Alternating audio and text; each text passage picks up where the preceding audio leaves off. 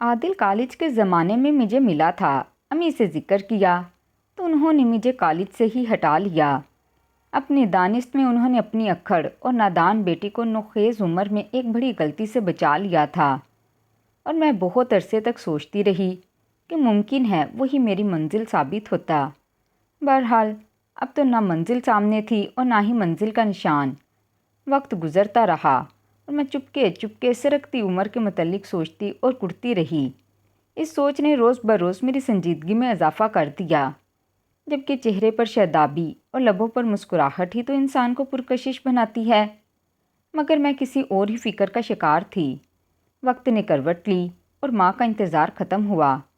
خدا خدا کر کے ہمارے مقبرے جیسے گھر میں بھی کوئی امیدوں کے چراغ جلانے والا داخل ہوا۔ مہروز خان نے میری سنجیدگی سے متاثر ہو کر میرا رشتہ بھجوایا۔ وہ ہمارے دور کے رشتہ دار تھے۔ اس رشتے کو فوراً منظور کر لیا گیا، کیونکہ مہروز میں بجوز اس کے اور کیا کمی تھی کہ یہ ان کی دوسری شادی تھی۔ وہ نامی گرامی وکیل تھے، اچھی پریکٹس تھی، صاف ستھرا بنگلہ، 2 کاریں اور زندگی کی ہر آسائش کا سامان موجود تھا۔ شکل واجبی تھی تو میں کون سی حسن کی پری تھی۔ شادی اتنی دھوم دھام سے ہوئی کہ لوگوں نے دانتوں میں انگلیاں دبا لیں۔ دلہن بن کر جب مہروز خان کے گھر آئی، انہوں نے ان الفاظ میں میرا خیر مقدم کیا: رقیہ، میری کوشش رہے گی کہ تم کو کوئی تکلیف نہ ہو، مگر میری پہلی بیوی کے بارے میں کوئی بھی سوال مت کرنا۔ میرے دل کے زخم کو چھیڑنے کی کوشش نہ کرنا، ورنہ یہ راز تمہارے لیے بھی غم کا باعث ہوگا۔ میری سمجھ میں کچھ نہ آیا، مگر میں خاموش ہو گئی۔ تب وہ میرا ہاتھ اپنی آنکھوں سے لگاتے ہوئے بولے: میری ہمسفر، زندگی تنہا نہیں گزرتی۔ ایک زخم کھا چکا ہوں، دوسرا تم نہ لگانا۔ میں سر جھکائے یہ سب سنتی رہی۔ مجھے لگا وہ مجھ سے شادی کر کے بہت خوش ہیں۔ منہ دکھائی میں بھی بہت قیمتی اور خوبصورت سونے کا سیٹ دیا، جس میں ہیرے لگے ہوئے تھے۔ وقت خوش اسلوبی سے گزرنے لگا۔ میں ہر طرح سے خوش اور مطمئن تھی، مگر ایک سوال کبھی کبھی ذہن میں کانٹے کی طرح کھٹکتا تھا: مہروز اتنے اچھے ہیں تو ان کی پہلی شادی ناکام کیوں ہو گئی؟ آخر اس کے پیچھے ایسا کیا راز ہے؟ ایک روز ہم اپنے کسی رشتہ دار کی شادی میں گئے۔ وہاں ایک خاتون سے ملاقات ہوئی جو بہت خوبصورت تھی، قریب بیٹھی تھی، لہٰذا بات چیت ہونے لگی۔ اس نے بتایا کہ مہروز اس کی سابقہ بہنوئی ہیں۔ ان کی پہلی شادی اس کی باجی سے ہوئی تھی۔ دونوں میں بہت محبت تھی اور یہ بڑی کامیاب شادی تھی۔ لیکن شادی کے 2 سال بعد اچانک مہروز نے میری باجی کو طلاق دے دی۔ وجہ انہوں نے نہ بتائی، نہ باجی نے۔ ان دنوں میری بہن امید سے تھی، مگر اس سنگدل انسان نے کبھی اپنی بیٹی کی شکل بھی نہ دیکھی۔ میری بہن نے بیٹی کی خاطر دوسری شادی نہیں کی۔ وہ نوکری کرتی ہیں اور اپنی بیٹی کے لیے جی رہی ہیں۔ اس خاتون نے بات ختم کی اور چلی گئی۔ وہ راز جو میں جاننا چاہتی تھی، آج اتفاق سے اس عورت نے بتا دیا، جو میرے لیے اجنبی تھی، لیکن راز پھر بھی راز ہی رہا۔ آخر مہروز نے اپنی بیوی کو طلاق کیوں دی، اور دونوں نے اس کی وجہ کیوں کسی کو نہ بتائی؟ کسی نے بھی دنیا کے سامنے ایک دوسرے کو برا بھلا کہا اور ناعیب گنوائے۔ اب میں زیادہ اپسیٹ رہنے لگی۔ کچھ دن خود پر قابو رکھا، پھر آخر بے چینی نے وہی سوال کرنے پر مجبور کر دیا جو میں نہیں کرنا چاہتی تھی۔ مجھ کو اب مہروز پر اعتماد ہو گیا تھا کہ وہ ناراض ہوئے بھی تو وقتی طور پر ہوں گے، لہٰذا ہمت کر ان سے پوچھ ہی لیا: آپ نے اپنی پہلی بیوی کو طلاق کیوں دی تھی؟ اب ہم اتنے گھل مل گئے تھے کہ یہ پوچھنا معمولی بات لگتی تھی، مگر وہ ایک لمحے کو تو ساکت ہو گئے اور ان کے چہرے پر کرب نمایاں ہو گیا۔ تھوڑی دیر دم سادے رہنے کے بعد بالآخر وہ بولے: میں اس سے محبت کرتا تھا، مجھے اس سے کوئی شکایت نہ تھی۔ طلاق دیتے وقت بھی دلی تکلیف تھی، لیکن یہ کہہ کر چپ ہو گئے۔ میں بے چینی سے ان کا منہ تک رہی تھی۔ بتا بھی دیجئے، کیا اس نے خود طلاق نہیں مانگی تھی؟ اس کے تو وہم و گمان میں بھی نہ تھا کہ میں اس کو ایسی بات بتاؤں گا۔ اس نے تو مجھے خوشخبری سنائی تھی، جس کے سبب میں نے اسے طلاق دے دی۔ بہرحال جو ہونا تھا وہ ہو گیا۔ وجہ تم کو کبھی نہ کبھی معلوم ہو ہی جائے گی، فکر مت کرو۔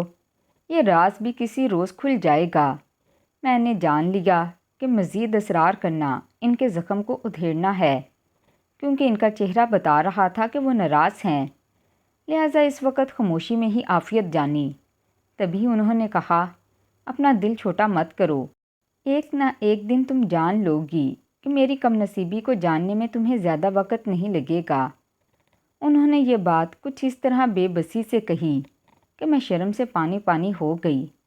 اتنی محبت کرنے والے شوہر کو میں کوئی اذیت نہیں دینا چاہتی تھی۔ خود سے وعدہ کر لیا کہ کبھی بھول کر بھی ایسا سوال پوچھ کر انہیں آزمائش میں نہیں ڈالوں گی۔ کچھ عرصے تک خاموش رہی۔ شادی کو 5 برس گزر گئے، مگر میرے اندر کی فطری حس نے چین نہ لینے دیا۔ گھر میں پڑا پرانا سامان کھول کھول کر دیکھنا شروع کر دیا۔ جب وقت ملتا تو ان کی کتابوں کی الماریاں چھانتی۔ بالآخر مجھے ایک فائل سے ایک تصویر مل گئی جو ان کی شادی کے اول دن کی تھی۔ دلہن اتنی خوبصورت تھی کہ میں حیران رہ گئی۔ یا اللہ، ایسی حسین لڑکی وہ اس سے محبت کرتے تھے جس کے لیے اب بھی اداس رہتے ہیں۔ کیوں کر اس کو طلاق دے دی؟ غصے میں یا کسی شک کی بنا پر؟ لیکن کبھی بھی اس پر کوئی الزام نہ لگایا، نہ اس کی بے وفائی کے بارے میں زبان کھولی۔ میرے دل میں ہلچل مچ گئی اور میں سوچ سوچ کر بیمار ہو گئی۔ ایک روز مہروز نے میرے چہرے کو بہت غور سے دیکھا اور پھر بولے، تم روز بروز مرجھائی جاتی ہو، چلو میں تمہیں کسی ڈاکٹر کو دکھا دوں۔ میں بیمار نہیں ہوں، گھر میں بہت تنہائی محسوس کرتی ہوں۔ آپ صبح کورٹ چلے جاتے ہیں اور تمام دن مصروف رہتے ہیں، شام کو بھی آرام نہیں کر پاتے، کبھی کیس کی تیاری تو کبھی موکلوں سے سر کھپانا۔ میں آپ کی منتظر رہتی ہوں، آپ کے پاس وقت نہیں، میں بات کس سے کروں؟ کہنے لگے، ایسا کرو کچھ دن کے لیے میکے چلی جاؤ، وہاں تمہارے بہن بھائی ہیں، امی بھانجے بھتیجے ہیں، تمہارا دل لگ جائے گا۔ جب تک جی چاہے رہنا، پھر گھر آ جانا۔ میں نے تو تم کو کبھی میکے جانے سے نہیں منع کیا۔ میرا دل نہیں کرتا ایسے اپنا گھر چھوڑ کر کہیں جاؤں۔ مجھے اپنے گھر سے محبت ہے، یہیں سکون ملتا ہے۔ ٹھیک ہے، وہ بولے، لیکن انسان کو کبھی کبھار بھیڑ بھاڑ میں رہنا اچھا لگتا ہے۔ تیار ہو جاؤ، میں خود تم کو اماں کے پاس چھوڑ آتا ہوں۔ مہروز کے اصرار پر میں میکے آ گئی۔ امی نے بھی کہا، تم بیمار نظر آ رہی ہو، سچ بتاؤ کیا بات ہے؟ تم شوہر کے ساتھ خوش تو ہو؟ ہاں ہاں، میں ان کے ساتھ بہت خوش ہوں، وہ بہت اچھے ہیں، لیکن مجھے اب تنہائی محسوس ہونے لگتی ہے۔ میں نے تو تم سے پہلے بھی کئی بار کہا ہے کہ تم کسی اچھے ڈاکٹر سے علاج کرواؤ۔ شادی کو 6 سال ہونے والے ہیں اور ابھی تک تمہاری گود ہری نہیں ہوئی، تنہائی تو محسوس ہوگی نا۔ امی، جب میرے شوہر کو اس بارے میں فکر نہیں، پھر مجھے کیوں ہو؟ انہوں نے تو ایک بار بھی نہیں کہا کہ ہمارے یہاں اولاد کی کمی ہے، بلکہ میں نے 1-2 بار کہا تو بولے، اولاد اللہ کا مال ہوتی ہے، وہ جب چاہے دے دے، مایوس نہ رہا کرو، اللہ نے چاہا تو ہو جائے گی۔ امی خاموش ہو گئیں۔ مہروز ہر ہفتے آتے، صبح سے شام تک میرے ساتھ رہتے، کہتے، سوچا مت کرو، خوش رہا کرو، دیکھو یہاں کر تمہاری صحت پہلے سے کہیں بہتر ہو گئی ہے۔ واقعی امی کی توجہ اور دیکھ بھال سے میں پہلے سے کئی زیادہ بہتر ہو گئی۔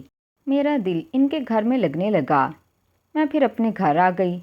چند روز بعد پھر میرا جی چاہا کہ میں اپنی ماں کے پاس چلی جاؤں۔ اپنی ماں کے ٹوٹے پھوٹے مکان میں ہی میرا دل لگتا تھا، لیکن مہروز کے گھر میں مجھے تنہائی کھلتی تھی۔ یہ بات انہوں نے بھی محسوس کر لی، اسی لیے وہ خود مجھے امی کے پاس چھوڑ جاتے اور دن بدن ان کی محبت میں اضافہ ہی ہوتا جا رہا تھا۔ میں بھی ان سے محبت کرتی تھی، مگر اب میرا دل ان کے ساتھ خوش نہ تھا، کیونکہ ان کی خاموشی نے مجھے ڈس لیا تھا۔ جن دنوں میں اس الجھن میں گرفتار تھی، امی مجھے ایک لیڈی ڈاکٹر کے پاس لے گئیں۔ اس نے کچھ دوائیاں دیں اور کہا، آپ شاید سوچتی بہت ہیں، کسی بات کی ٹینشن نہ لیں اور خوش رہا کریں، آپ صحت مند ہیں اور انشاءاللہ اولاد بھی ضرور ہوگی۔ 1 ماہ بعد امی نے اصرار کیا کہ میں پھر سے ڈاکٹر کے پاس جاؤں اور علاج پورا کرواؤں تاکہ کوئی کمی نہ رہے۔ جس روز ہم نے ڈاکٹر سے اپائنٹمنٹ لی، اس دن امی کی طبیعت ناساز تھی۔ وہ بولیں، بہن کو فون کر کے بلوا لو اور اس کے ساتھ چلی جاؤ۔ بہن کو فون کیا تو وہ بولیں، تمہارے بہنوئی کے مہمان آنے والے ہیں، میں نہیں آ سکتی، تم یہیں آ جاؤ، فارغ ہو کر ساتھ چلے جائیں گے۔ میں ان کے گھر جا پہنچی اور دعوت کا کھانا بنوانے میں مدد کی اور بہن کے ساتھ کھانے کی میز لگا دی۔ جب بہنوئی صاحب اور ان کے مہمانوں نے کھانا کھا لیا اور ڈرائنگ روم میں چلے گئے، جب میں نے بہن سے کہا، بھائی صاحب کے مہمان تو ابھی بھی بیٹھے ہیں، جانے کب جائیں، ڈاکٹر کے پاس جانے کا وقت ہو چلا ہے۔ اس دن میں ڈاکٹر کی طرف جانا نہیں چاہتی تھی، مگر اماں کے ڈر سے جانا تھا۔ بہن تیار ہونے لگی، اتنے میں بہنوئی اندر آئے تو انہیں ہم نے اسپتال جانے کا بتایا تو وہ کہنے لگے، میرا دوست عادل ادھر ہی جا رہا ہے، وہ تم کو کلینک پر ڈراپ کر دے گا۔ بہن تیار ہوئی، انہوں نے برقع لیا اور میں نے چادر اوڑھ لی۔ کار میں بیٹھتے ہوئے میری نظر ڈرائیونگ سیٹ پر بیٹھے شخص پر پڑی۔ میرے بدن میں برق کی لہر دوڑ گئی، سوچ بھی نہ سکتی تھی کتنے برسوں بعد اپنے کلاس فیلو عادل سے یوں اچانک ملاقات ہو جائے گی۔ اس نے بھی مجھے پہچان لیا، مگر ہم دونوں ہی چپ رہے۔ اس نے ہمیں کلینک پر اتار دیا اور بولا، میری رہائش یہاں قریب ہی ہے، آپ کو سواری کی دقت ہو تو مجھے فون کر دیجیے گا، میں آ جاؤں گا۔ یہ کہہ کر اس نے اپنا کارڈ میرے ہاتھ میں تھما دیا۔ دراصل وہ مجھ کو رابطے کا ذریعہ دے گیا تھا۔ اگلے روز شام میں عادل میرے بہنوئی کے ساتھ گھر آ گیا۔ امی کے تو وہم و گمان میں بھی نہ تھا کہ یہ وہی میرا کلاس فیلو ہے جس نے مجھ سے شادی کی خاطر میرے والدہ سے ملنے کی خواہش کی تھی، اور جب میں نے امی سے کہا تو انہوں نے بھی مجھے کالج سے ہٹا لیا۔ امی کے ذہن سے اب تو اس کا نام تک گم ہو چکا تھا، لیکن وہ مجھے نہ بھولا تھا۔ جب اسے پتہ چلا کہ میں اس کے دوست ارشد کی سالی ہوں تو بہنوئی کے توسط سے اس نے میرے بھائی ارسلان کو دوست بنا لیا۔ ان دنوں بھائی نوکری کی تلاش میں تھے، نوکری نہ ملی تو دبئی جانے کا خیال ظاہر کیا۔ تب بہنوئی نے ان کو عادل سے ملوا دیا کہ اس کا کام دبئی کے ویزے دلوانا تھا۔ یوں وہ امی کے گھر آنے جانے لگا اور ان کا منہ بولا بیٹا بن گیا۔ بھائی ارسلان تو دبئی چلا گیا، مگر عادل نے ہمارے گھر میں پنجے گاڑ لیے۔ امی سے کہا، میں تو دبئی ہوتا ہوں، وقتاً فوقتاً یہاں آتا جاتا رہتا ہوں، کبھی کسی ہوٹل میں اور کبھی کسی دوست کے پاس ٹھہر جاتا ہوں۔ اس پر میری ماں نے کہا، بیٹا تم یہاں رہ لیا کرو، کہیں اور ٹھہرنے کی کیا ضرورت ہے۔ دراصل امی چھوٹے بیٹے کے لیے بھی دبئی کے ویزے کی توقع کر رہی تھیں، اور ارسلان بھائی کی وجہ سے بھی عادل کے احسان مند تھیں۔ مجھے اپنے شوہر مہروز خان سے محبت تھی، میں بے وفائی کو گناہ سمجھتی تھی، اور عادل نے بھی ایسا کوئی اشارہ نہ دیا جس سے مجھے گمان ہو کہ وہ ماضی کے رشتے کو پھر سے استوار کرنا چاہتا ہے۔ ہمارے درمیان محبت کا کوئی کھیل تو چلا ہی نہیں تھا۔ جب اس نے محض پسندیدگی کا اظہار اور شادی کا عندیہ دیا تھا، میں نے امی کو بتایا تو انہوں نے اس بات کو کسی اور رنگ میں لیا اور خوفزدہ ہو کر مجھے کالج ہی نہ جانے دیا۔ بس اتنی سی کہانی تھی جو ختم ہو گئی۔ وہ امی کے پاس آتا تو مجھ سے بھی باتیں کرتا، نہیں معلوم کہ اس کے دل میں کیا تھا۔ اس نے امی کو بتایا تھا کہ اس کی شادی دبئی میں ایک عربی کی بیٹی سے ہوئی تھی، لیکن کچھ ماہ بعد ہی اسے طلاق ہو گئی۔ میں اس کے سوا اور کوئی بات اس کے بارے میں نہ جان سکی اور نہ ہی جاننے کی کوشش کی، کیونکہ مجھے اس سے اب کوئی لینا دینا نہیں تھا۔ اس بار زیادہ دن میکے رہنے سے امی کو فکر ہونے لگی، بولیں، اب تم اپنے گھر چلی جاؤ تو بہتر ہے۔ ان کے کہنے پر میں نے گھر جانے کی تیاری کر لی۔ امی مجھے چھوڑنے جا رہی تھیں، انہوں نے محلے کے ایک لڑکے سے رکشہ منگوایا۔ اسی وقت عادل آ گیا اور بولا، ماں رکشہ کیوں؟ کیا آپ نے مجھے غیر سمجھ لیا ہے؟ میں آپ کو چھوڑ آتا ہوں، گاڑی ہے میرے پاس۔ میں نے منع کرنا چاہا تو بولا، رقیہ آپ کی والدہ دل کی مریضہ ہیں، رکشے میں ان کو تکلیف ہوگی، میں آپ لوگوں کو پہنچا دوں گا، اس میں کیا قباحت ہے۔ اس نے کچھ اس طرح سے کہا کہ میں خاموش ہو گئی۔ اس نے ہمیں میرے گھر کے دروازے پر پہنچا دیا۔ امی مجھے گیٹ پر چھوڑ کر عادل کے ہمراہ واپس لوٹ گئیں۔ مہروز کوٹ گئے ہوئے تھے، شام کو آئے تو مجھے دیکھ کر بہت خوش ہوئے اور بولے، میں کچھ دنوں سے ایک کیس کی پیروی میں الجھا ہوا ہوں، سوچا تھا کہ اتوار کو لینے چلا جاؤں گا، لیکن تم خود ہی آ گئی، یہ بہت اچھا ہو گیا۔ کیا رکشے پر آئی ہو؟ نہیں، امی خود چھوڑ گئی ہیں۔ دراصل ان کی طبیعت ٹھیک نہ تھی، اس لیے وہ رکی نہیں، ہم رکشے پر نہیں آئے۔ ارشد بھائی کے ایک دوست امی کی طبیعت پوچھنے آ گئے تھے، انہوں نے ہمیں اپنی گاڑی میں ڈراپ کیا ہے۔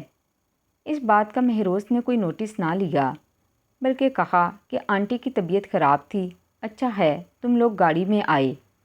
مہروز میں یہ خوبی بہت اچھی تھی، وہ کسی کے بارے میں کچھ غلط نہ سوچتے اور نہ ہی شک کرتے، مجھ پر کبھی بھی کوئی پابندی نہیں لگائی۔ وہ کافی عرصہ پہلے ہمارے محلے میں رہ چکے تھے اور امی پر بھی انہیں پورا بھروسہ تھا۔ مجھے گھر آئے ہوئے ہفتہ ہوا ہوگا کہ اچانک عادل کا فون آ گیا۔ رقیہ، ارسلان نے دبئی سے کچھ سامان بھجوایا ہے۔ میرا دوست جو پاکستان آ رہا ہے وہ سامان دینے آنٹی کے پاس گیا تھا۔ وہ ارسلان کا خط اور اس کا بھیجا ہوا سامان دیکھ کر بہت خوش ہوئیں کہ اچانک ان کی طبیعت خراب ہو گئی اور ان کو ہاسپٹل داخل کروانا پڑا۔ میں صبح سے ان کے پاس ہوں، اگر آنا چاہو تو ابھی آ جاؤ، میں تم کو لینے آ جاتا ہوں۔ میں نے فون بند کر کے مہروز کو کال کی۔ وہ بولے، میں کورٹ سے فارغ ہو کر تم کو فون کرتا ہوں، تم چاہو تو ابھی ہسپتال چلی جاؤ، ممکن ہے تمہاری والدہ کو اس وقت تمہاری ضرورت ہو۔ میں نے فون رکھا تو پھر سے گھنٹی بجنے لگی۔ یہ عادل کا فون تھا۔ کہنے لگا، رقیہ دیر نہ کرو، میں صاف بات بتا دوں، تمہاری والدہ کو اٹیک ہوا ہے، تم فوراً آ جاؤ۔ میں کیسے آؤں؟ مجھے نہیں پتا کہ ہاسپٹل کہاں ہے۔ میں نے کہا نا کہ میں آ کر لے جاتا ہوں۔ اس نے میرا گھر تو دیکھا ہوا تھا۔ وہ 15 منٹ میں پہنچ گیا۔ امی ہاسپٹل میں داخل تھیں، لیکن ان کی حالت سنبھلی ہوئی تھی۔ ان کی حالت تشویشناک نہیں تھی۔ جب انہوں نے مجھ سے اچھی طرح سے باتیں کی تو مجھے اطمینان ہو گیا۔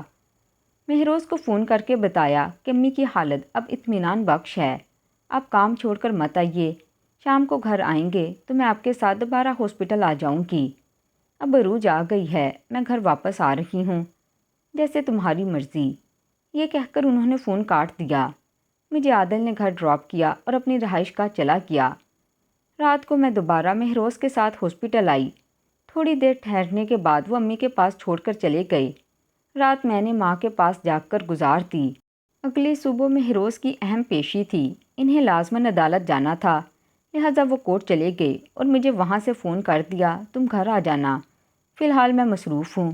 اب میں گھر جانے کا سوچ رہی تھی کہ عادل آ گیا۔ امی کی خیریت پوچھی، پھر مجھ سے کہا، اگر تم گھر جانا چاہتی ہو تو میں تمہیں ڈراپ کرتا جاؤں۔ تو میں اس کی گاڑی میں بیٹھ گئی۔ امی کے بارے میں سوچتی جا رہی تھی اور آنکھیں بند ہوئی جا رہی تھیں۔ نیند سے جھپکی آ گئی، گاڑی رکی، آنکھیں کھلیں تو دیکھا یہ میرے گھر کا گیٹ نہیں۔ عادل بولا، رقیہ سوری، مجھے یہاں سے اپنا پاسپورٹ اٹھانا ہے، تمہیں زحمت تو ہوگی، میں اندر جا کر پاسپورٹ اٹھا لوں۔ کوئی بات نہیں، میں گاڑی میں بیٹھی ہوں، تم 2 منٹ کے لیے اتر آؤ، دراصل یہ گاڑی میرے دوست کی ہے، گراج میں دوسری گاڑی کھڑی ہے، اس میں بیٹھو، میں تب تک پاسپورٹ لے لوں۔ میں اس گاڑی سے اتر گئی، گیٹ کھلا، ایک شخص باہر نکلا۔ عادل نے کہا، ڈرائیور یہ گاڑی شفیق کو دے آؤ۔ گیٹ کھلا تھا، گیراج میں گاڑی نظر آ رہی تھی۔ عادل نے مجھ سے کہا، مجھے پاسپورٹ نہیں مل رہا، جب تک تم چائے پی لو۔ میں نے کمرے میں جھانکا، الماری میں رکھی چیزیں ٹٹول رہا تھا۔ میز پر گرم گرم چائے کی پیالی دھری تھی۔ میں تھکن اور نیند سے بحال صوفے پر بیٹھ گئی اور پیالی اٹھا کر چائے پینے میں محور ہو گئی۔ عادل نے الماری سے کچھ کپڑے اور دوسری چیزیں نکال کر بیڈ پر پھینکیں، پھر خوشی سے بولا، مل گیا، یہ میں نے اپنے کپڑوں کے نیچے رکھ دیا تھا، تم یہ کپڑے الماری میں رکھ دو، تب تک میں چائے پی لوں گا۔ میں نے بکھرے ہوئے کپڑے الماری میں رکھے۔ کبھی کبھی بھروسے میں آدمی بڑی فاش غلطی کر جاتا ہے، اور جب میں پلٹی تو عادل کمرے کا دروازہ بند کر چکا تھا۔ مجھے یہ خبر بھی نہیں ہوئی کہ اس کی نیت کیا تھی۔ میں لٹتی ہوئی روتی دھوتی اپنے گھر کے گیٹ پر اتارتی گئی۔ عادل مجھے میری منزل پر پہنچا کر چلا گیا، وہ منزل جو اب میری نہ رہی تھی، مگر فی الحال مجھے اس کا علم نہ تھا۔ میں نے رو دھو کر اپنے خدا سے معافی مانگ کر خود کو شام تک سنبھال لیا، کیونکہ یہ میری غفلت کے باعث ہوا تھا۔ اگلے دن عادل دبئی فلائی کر گیا۔ امی ابھی ہاسپٹل میں تھیں۔ اب یہ بات کسی کو بتانے سے کیا حاصل تھا۔ 2 ماہ گزر گئے، دل کے اندر ایک سسکی دبی رہتی، جس کی آواز میرے سوا کوئی دوسرا نہیں سن سکتا تھا۔ تیسرے ماہ میرے شوہر نے کہا، رقیہ میں اپنے بھائی کے پاس امریکہ جانا چاہتا ہوں، تم چاہو تو تمہارا بھی ویزا لے لوں، میری طبیعت ٹھیک نہیں، مجھے لگتا ہے میں سفر نہیں کر سکوں گی۔ کیا ہوا تمہیں؟ میں انہیں کہنا چاہتی تھی کہ آپ کہتے تھے نا، اللہ چاہے تو ہم بھی صاحب اولاد ہو جائیں گے، تو اللہ نے ہماری سن لی، لیکن میں ان کو سرپرائز دینا چاہتی تھی، لہٰذا میں نے کہا ڈاکٹر کے پاس چلتے ہیں، اگر وہ کہے گی کہ سفر پر جاؤ تو میں آپ کے ساتھ چلی جاؤں گی، ورنہ نہیں۔ وہ مجھے ڈاکٹر کے پاس لے گئے۔ میں سمجھ رہی تھی کہ جب خوشخبری کی تصدیق ہو جائے گی تو وہ بہت خوشی کا اظہار کریں گے، مگر معلوم نہ تھا کہ ڈاکٹر کے پاس جاتے ہی میری منزل کھوٹی ہو جائے گی۔ وہ جب گھر لوٹے تو ان کے چہرے پر کوئی خوشی نہ تھی۔ میں نے پوچھا، کیا ہوا؟ کیا آپ کو خوشی نہیں ہوئی؟ بہت ہوئی، انہوں نے مردہ لہجے میں کہا۔ پھر آپ اتنے افسردہ کیوں ہیں؟ یہ سوچ کر اب تو میرے ساتھ نہیں جا رہے۔ مجھے انہوں نے گھر چھوڑا اور اپنے کچھ کاغذات لے کر چلے گئے۔ رات بھر گھر نہیں آئے۔ اگلے روز 11 بجے آئے اور اپنا سفری بیگ اٹھا کر کہنے لگے، آج میری فلائٹ ہے، اپنا خیال رکھنا، وہاں پہنچ کر تمہیں اطلاع کر دوں گا، اور ہاں تم گھر میں اکیلی مت رہنا، جب تک میں واپس نہ آ جاؤں اپنے میکے میں رہنا، خدا حافظ۔ وہ میری طرف دیکھے بغیر چلے گئے۔ میں ان کے سرد لہجے سے تہجد میں ڈوبی ہوئی تھی۔ ان کے جانے کے بعد بے تحاشا روئی۔ شام کو بیگ میں کچھ کپڑے ڈالے اور امی کے پاس چلی گئی۔ سمجھ میں نہ آ رہا تھا کہ وہ ایسے مجھ سے ملے بغیر کیوں کر چلے گئی، جبکہ ان کی فلائٹ تو رات کی تھی۔ امی کے گھر آئی۔ ہفتہ ہوا ہوگا کہ گھر پر امریکہ سے ایک رجسٹری آئی۔ خوشی سے کمرے میں آ کر کھولا تو کچھ کاغذات تھے اور ایک خط جو مہروز کی طرف سے تھا۔ لکھا تھا، ڈیئر رقیہ، تم کو بہت چاہتی یہ راز جاننے کی کہ میں نے اپنی پہلی بیوی کو طلاق کیوں دی، اور میں نے تم کو کہا تھا کہ جلدی مت کرو، ایک نہ ایک دن تم ضرور جان لو گی۔ تو تم نے جان لیا ہوگا کہ میں نے اسے طلاق کیوں دی، سو تم کو طلاق دینے کی بھی وجہ وہی ہے۔ تم سمجھدار ہو، امید ہے تم نے سمجھ لیا کہ میں باپ بننے کے لائق نہیں۔ یہ میرے راز کی بات ہی تیری وفا کا امتحان تھا۔ یہ خط پڑھ کر میرے پیروں تلے سے زمین نکل گئی۔ سمجھ گئی کہ روبینہ نے ان کے ساتھ بے وفائی کی تھی، لیکن میں نے بے وفائی نہیں کی تھی۔ میرے ساتھ تو دھوکہ ہوا تھا، اور میں نے یہ سوچ کر اس کی پردہ پوشی کی تھی کہ خدا معاف کرنے والا ہے، آئندہ تو میں ایسا کرنے نہیں جا رہی۔ اسے ایک حادثہ سمجھا تھا، سو میں نے چپ میں ہی عافیت جان لی۔ جس بات کی میں نے پردہ پوشی کی، وہی چپ میرا گھر برباد کر گئی، زندگی کی سب خوشیاں بہا کر لے گئی، کیونکہ میرے شوہر کی چپ میں بھی راز تھا۔ وہ جانتے تھے کہ وہ صاحب اولاد نہیں ہو سکتے، لہٰذا اب میں انہیں اپنے بے قصور ہونے پر قائل نہیں کر سکتی تھی۔